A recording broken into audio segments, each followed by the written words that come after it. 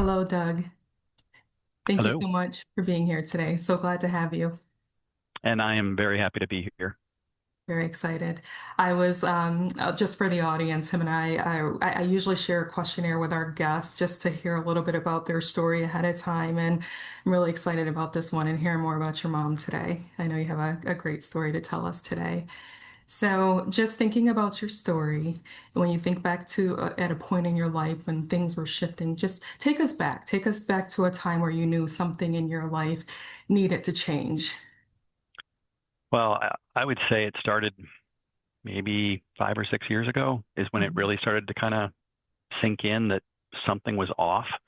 Um, and part of it, I think, was because, I'd done a fair amount of work. I went to seminars, listened to podcasts, read books, um, but yet things seemed to continue repeating the same patterns.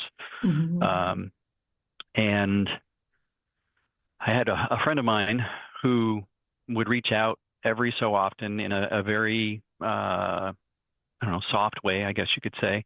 Mhm. Never, no pressure, but she was like, hey, I can help you if you're interested, let me know.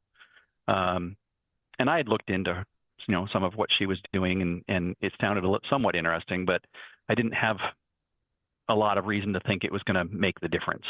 Um, and then I'd say it was probably about 2 or 3 years ago where I was kind of getting to a lower point and thought to myself, maybe I should try her program.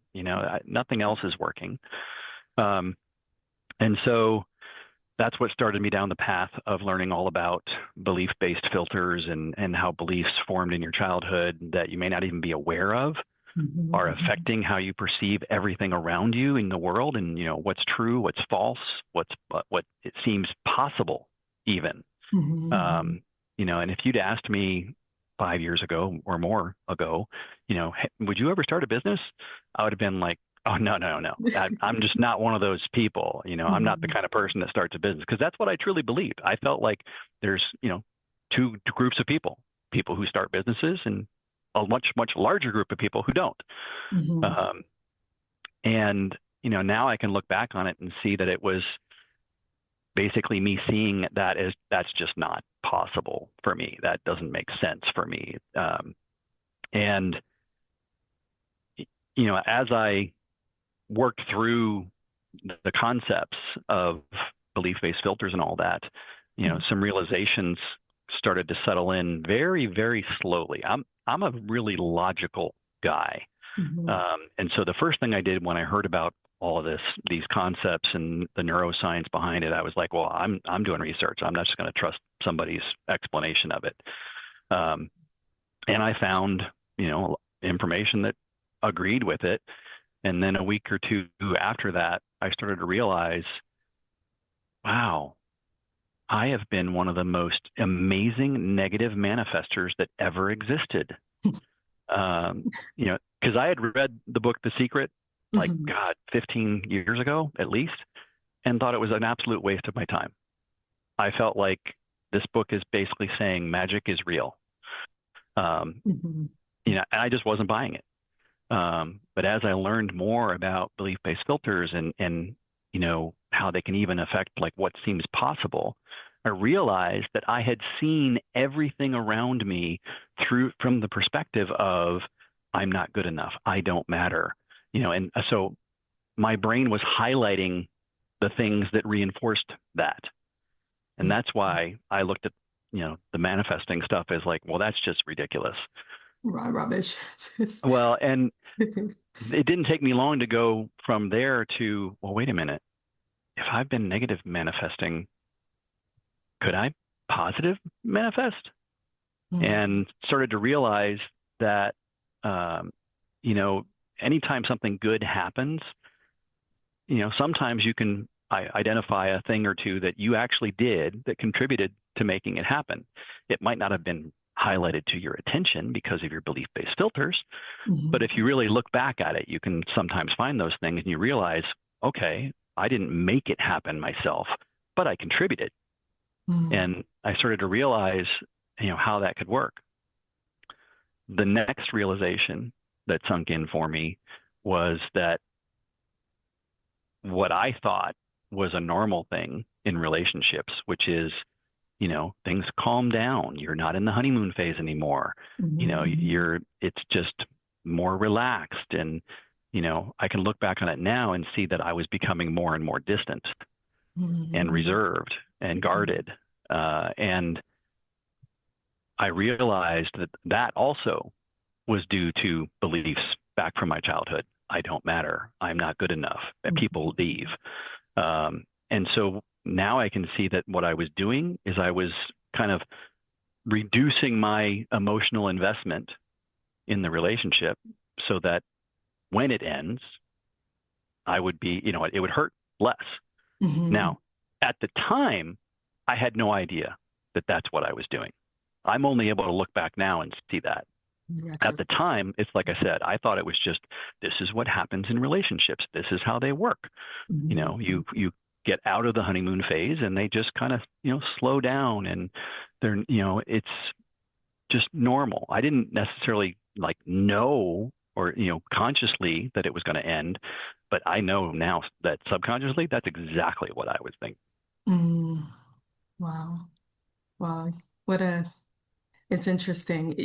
I have to say something. When I was reading your story and just listening to everything you shared and just thinking about the vision for the podcast and just how our past really does shape our future and the people Yeah. that we grow into. And I was like, wow, this is the perfect compliment because, with your story.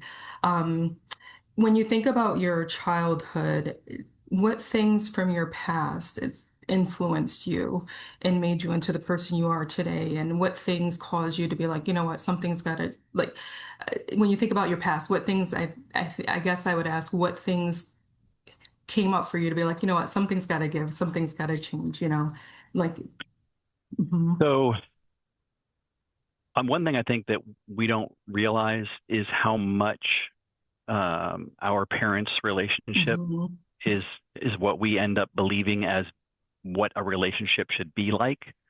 My parents, my dad passed away last year. oh, He was 83. My mom's 83 now. mhm, Um, and, they, my dad was stoic and reserved and, emotionally unavailable. And even though I told myself over and over again, I'm not going to be like him, I'm not going to be like that. Well, problem is, if you don't know how to be anything else, that's kind of mhm, how you end up being. Um, you offer. know, I, Mhm, I now make a point if somebody says something about how, yeah, my parents used to do this, and I know I'm never going to do that, and I'm like, okay, that's great. Start thinking about what you're going to do instead, because if you don't, I guarantee you, in the heat of the moment, when the pressure's on, you're going to do what you know, and mhm, that's likely to be exactly what your parents did, and you're going to beat yourself up for it after the fact, and you're going to be like, oh my god, I told myself I was never going to do that, and man, I just did exactly that. mhm. And it's, so those are things that definitely contributed. um I think that, when we look back, I guess, I'm 58 years old now. um and I think that even into my 40s, I didn't really recognize the amount of influence that my parents had on me and, becoming who I am. Mhm. Um, you know, it's crazy now when I think about it that, that I was so much like my dad in so many ways. Mhm. And I've even realized too that I was seeking validation from him. It Mhm. wasn't that he consciously withheld it. I think he just didn't know that it mattered. I think that's probably how he grew up, Right. and it goes back generations. Yes, it does. It truly does. I can see, I know I haven't met your father, but I can feel like I don't know, I could just see that you have a lot of your father's qualities. I can see that in you. I think most men Yeah. do. Yeah. Yeah. Well, yeah. Yeah, they do. But I can just hear it in your stories. So you have some amazing stories about your mom. I want to hear more about your mom. I know some of the things you shared with me. I'm very impressed with her, just her background, the work that she's done. So tell us a little bit about your mom. So I'm going to start off with something that, well, no, let's just kind of go through it kind of in order. Um, so she was always involved in the community. Mhm. I don't know if many of your listeners or viewers have heard of JCs or JC wives or JCettes. But my dad was involved in the JCs. My mom was involved in Ohio. They're called JC wives. Um, she was eventually, she was the president of the local chapter, and then she was like a regional director, and then she got elected to be the president of the whole state. Um, and this was back, wow, 70s probably. Oh, that's Um, and then uh, when I have two older brothers, and the younger of the two was killed in Afghanistan back in 2010. insane. And my parents were at Fort Drum for something related to that and like honoring them. And President Obama happened to be there. And when he said that, or when he heard that the Gold Star families were there, and Gold Star families are people who've lost somebody that was in the military, Mhm. he said, I want to see them. And so they brought them all to him. And that was the first time that my mom met President Obama. Um, and then over the course of the next few years, she met him, I don't know, 3, 4 more times. There was another time at another event. I want to say it was in Columbus, Ohio. Um, she made a trip to Washington, D.C. and with some friends, and he invited her to come to the Oval Office. And, so we have pictures. That was the first time my dad actually got to meet him. Up until that point, it had just been my mom. That's Um, mhm. and probably the thing that I'm certainly most impressed by, and I think most people are most impressed by, is when she introduced President Obama at the 2016 Democratic National Convention. Um, there were, I was shocked in many ways by some of the things that people were posting, like to Twitter, like, I want my mom to be like her. And Aw. because, she was this little old lady from Ohio. She was in Mhm. her 70s back then. Um, but that whole process actually inspired her to run for the school board, and she was elected and served on the school board for another, I don't know, 5 or 6 years until her vision started to give out. Mhm. And while they made offers to accommodate her as best as they could, she was like, no, no, no, no, it's okay. you know I don't want to burden you like with that. Mhm. Um, and so, she gave that up and, kind of campaigned a little bit for the person that she wanted to replace her. And that person ended up being elected as well. Um, she's lived a very interesting life without a doubt. And the thing that I want to say that I almost said at the beginning, uh, it wasn't until I was in my early 40s when I found out my mom is an introvert. Yeah. And based on everything that I knew, I was I was shocked. I'm like, what? This is a woman Yeah. who got up in front of the National JC Wives Convention in Tulsa, Oklahoma, back in the 70s, and spoke in front of thousands and thousands of people, traveled all over the state of Ohio, and speaking at various chapters and stuff. Um, and the way she described it was, she can do that, but it's incredibly draining for her to do Mhm. that, Yeah. to have all the attention on her like that. Uh, Mhm. and that, when she's done too much of that, she has to take time to kind of recoup her energy, usually by being alone. Mhm. Uh, and Right. I learned all this. They used to have a trailer up on Lake St. Clair in Canada, just across the border from Detroit. Mhm.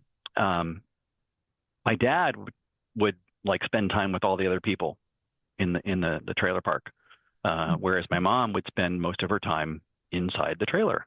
reading a book or whatever. Mhm. That's it was one of those times that I went up there that I found that out with her and had that whole conversation. And she was just like, yes, this is what I like to do. I like to sit and read by myself. It's a thing. It really is a thing. I get it. I identify as an introvert as well, so I totally understand. I understand your mom there. Yeah. That's awesome. What did your mom, I mean, she's done so much, but just maybe take us back to maybe when you were growing up. What did your mom show you about strength? And, like what things do you think you might have carried on from your mom? What qualities of your mom do you have? Wow. Um, I would even say that that's changed in the Mm-hmm. last couple years, um, in terms of how I feel about, that I'm starting this business, Mm-hmm. how I want to help people that are in the same place I was a few years back, Mm-hmm. uh, and believing in myself, that I can do that. Um, she was always there supporting us. She was one of those moms in the crowd at high school sporting events, Mm-hmm. ringing the cowbell ridiculously loud, Oh, almost to the point of being embarrassing. mom. But yeah, it's that was just her way of showing her support, and yeah, she was always there for us, no question about it. That's amazing. Now, I know your mom sees the work you do today. What does she have to say about the work that you're doing today? Well, it's only recently that I even had a conversation with her about it, Mhm. because for a while I was a little worried that she might take things a little too personally and feel like she was at fault for things. Mhm. Um, and I was a little over concerned about that because that's not what happened when I had the conversation. Mhm. Um, there's no doubt in my mind that she's very proud of me doing this. Mhm. Um, I could also sense a little bit of reservation on her part about, like, oh, I wasn't the greatest parent. But one of the things that helps you kind of reconcile those old beliefs and weaken them is because as an adult, you can go back and kind of revisit the events and the influences and realize things like parents don't necessarily know how to be a parent. In fact, There's the they're word. all pretty much winging it. Yeah, there. Yes. Whereas, when you're a kid, you think, oh, my parents, of course they know how to be parents. All parents know how to be parents. And you have no idea how wrong you are at the time. Yes, so true, so true. Yeah, they really are. I know my family, we often have these conversations too. It's just like, it's just trying the best you can, that's our Yeah. parents just to Doing take the it best for you can granted. with what you know. Yeah, yeah, with what you know. And they were limited by how their parents raised them, and their Yeah, parents were limited by how their parents raised them. I mean, it goes back generations it again. does. It really does. I'm so excited about the work in this space because it's just, yeah, so much influence and impact there. Yeah. So, um, tell us about a family tradition. Hmm. There's something I never made an effort to make happen in my current household, Mm, and that is having dinner together every night. I mhm, distinctly remember growing up. I mean, I guess once we got into high school, it wasn't as frequent because we had after school stuff going on, and my brothers got older and weren't even in school anymore, and so they weren't necessarily around as much. But especially, I'd say up until I was around 13, 14, we had dinner together every night. And, one thing that distinctly recall, my mom was an emergency room nurse. And back then she was just a shift nurse. And so she, working shifts in the emergency department. And we got to hear on a regular basis why none of us were ever going to be allowed to have a motorcycle, mm, because she got to all the see things. the Yeah. people that would come in from Mhm, motorcycle accidents, typically involving a car, and that the motorcycle driver was almost never at fault. They just, people don't see motorcycles; they just don't. Uh, mhm, now, interestingly, both of my older brothers bought motorcycles, once they Oh, turned she like was, 18 or she 19. was, She wasn't thrilled about that. yeah. But I think I never had one. I rode theirs.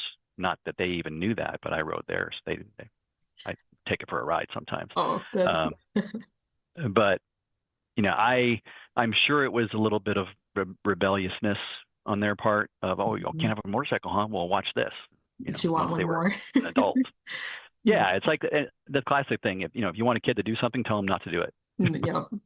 Yep. Because they want it more. Yeah, Okay.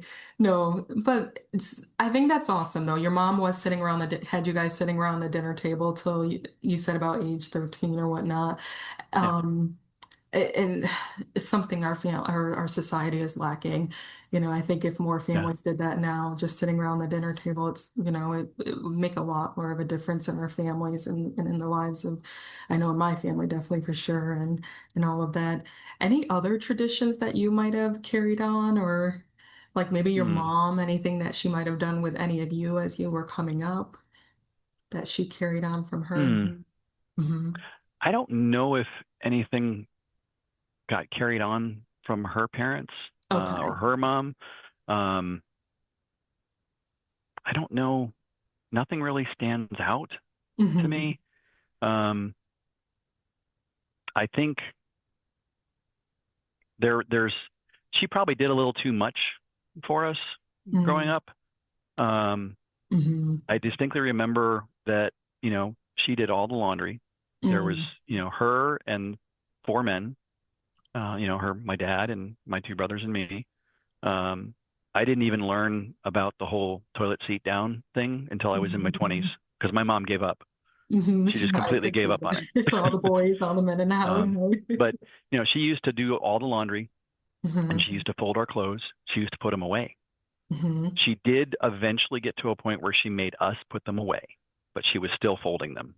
And she probably Hmm. shouldn't have even done that. I mean, For uh, babies. yeah, I think kids need to learn to take care of themselves. And because if things are always done for them, when the time comes that there isn't someone around to do it, Hmm. they don't know how. Right, right.